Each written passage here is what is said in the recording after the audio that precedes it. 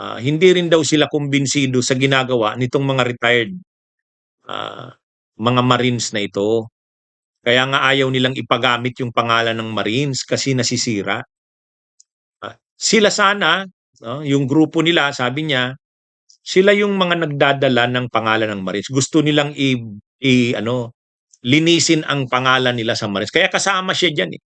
Kaya sumama siya doon sa rally kahapon kasi yun ang nakita niyang totoo. Yun ang nakita niyang tunay na anti-corruption. Kaya sumama daw siya kahapon kasi alam niya na itong grupong ito, White Ribbon Movement, ito yung totoo. Enzo Recto, kalaban ang katiwalian at kasinungalingan, kakampi sa katotohanan at kabutihan.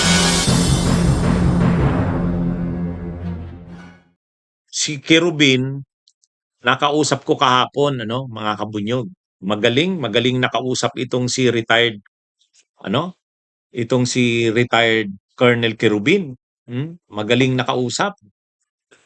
Sabi niya ni retired Colonel Kerubin, yan yung picture namin kahapon.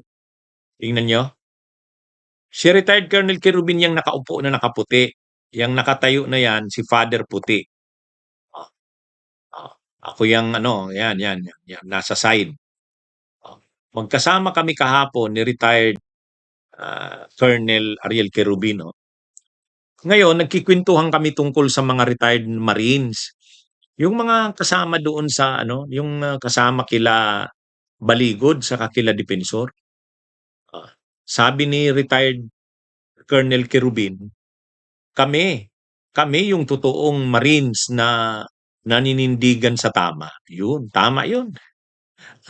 Sila nila retired General Elerio, yung mga totoong mga sila yung mga totoong retired military na kahanga-hanga. Hindi sila pokis. Ano? Sila kaya sabi ni retired Ariel Kerubin, retired Colonel Kerubin kahapon. Ano naman daw sila? Hindi rin daw sila kumbinsido sa ginagawa nitong mga retired mga Marines na ito. Kaya nga ayaw nilang ipagamit yung pangalan ng Marines kasi nasisira.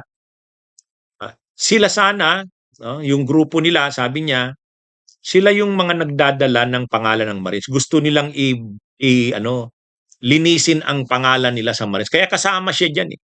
Kaya sumama siya doon sa rally kahapon kasi yun ang nakita niyang totoo. Yun ang nakita niyang tunay na anti-corruption. Kaya sumama daw siya kahapon kasi alam niya na itong grupong ito, White Ribbon Movement, ito yung totoo. Yung kasing mga ex-Marines na yun na bagmen, mga Malita boys, hawak na sila nila Defensor at sa kanila Baligod, pro Duterte. Ginagamit na nila sila ng kampo ng Duterte. Kaya yung mga pinagsasabi nila, questionable na wala nang kredibilidad. Hindi, sa totoo lang naman. Tingnan nyo yung mga ex-bagmen na yon, yung mga Malita boys na yon. Ang mga tinuturo na nila si Laila de Lima, dinilibera ng pera, Trillanes, ICC, si Franz Castro.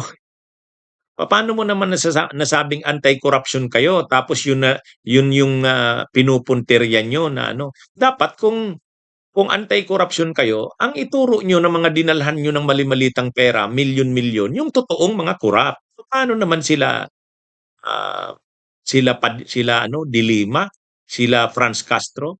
Oh. Kaya nga sabi kahapon ni retired Colonel Kerubin, ano rin daw sila sa mga kasamahan nila sa Marines, nadidismayan din daw sila sa ginawa na yan ng mga kasamahan nila.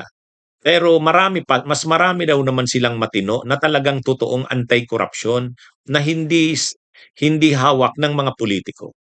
Kaya kahapon nandun siya, may mga kasamahan pa siyang mga ex-marine saka ex-military kahapon, hindi ko na lang kilala. Ang kilala ko lang sila retired General Elerio, yung grupo ng anim, yung grupo nila Elerio. Kaya ito mga kabunyog, tama yung sinasabi ni Kerubin. Sabi niya, unawain na lang ang nangyari na yan dyan sa mga ex-marines na yan. Pero nasira daw talaga sila dyan kasi nagpagamit sa mga politiko. Pero ano daw, gusto niyang ituwid, gusto niyang ibangon ang reputasyon ng mga ex-Marines, mga ex-military, kaya sumama sila kahapon. Ako sinasabi ko rin yan, di ba? Sabi ko, itong mga ex-Marines na ito, mga ex-bagmen ni Saldico, kung lumapit ito doon sa civil society, sa simbahan, doon kila Bishop Colin Bagaporo, yung organizer kahapon ng White Ribbon March, ah, kung diyan sila lumapit at kasama sila nila Ariel Querubin, nila retired General El Rio, mas kaano sila, mas may kredibilidad pa yung mga yan. Ang problema kasi sila, mas lumapit sila kila Baligod, kila Mike Defensor, ay wala na. Ginamit na sila para kay Sara Duterte at sa Duterte. Kaya ano ito. Pero kung sumama sila sa totoong anti-corruption, siguro mas may kredibilidad yung itong mga ex-bagmen na ito na mga dating Marines. Ngayon nasira yung kredibilidad nila.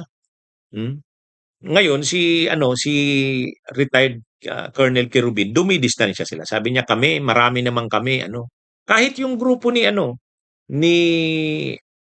retired Major General Pokis, yung mga UPI, United People's Initiative. Di ba kasama niya doon yung si retired Colonel Metran, yung umiiyak na nagmamakaawa na, nasuportahan naman daw sila, yung rally doon sa Senado. Retired Colonel Metran yun eh. Saka yung retired Captain Baleros. Itong sila Querubin, ito yung totoo. Sila retired General Iglerio. Kaya yung mga retired military, sinasaluduhan natin yung mga sumama kahapon. At sabi nila, sa susunod na mga rallies at mga activities ng White Ribbon Movement, kasama sila.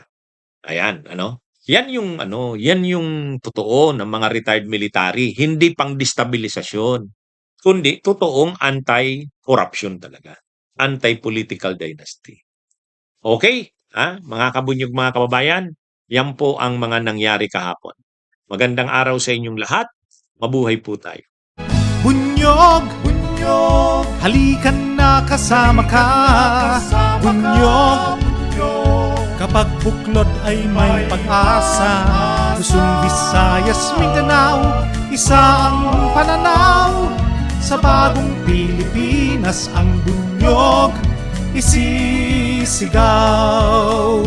Bunyog, bunyog.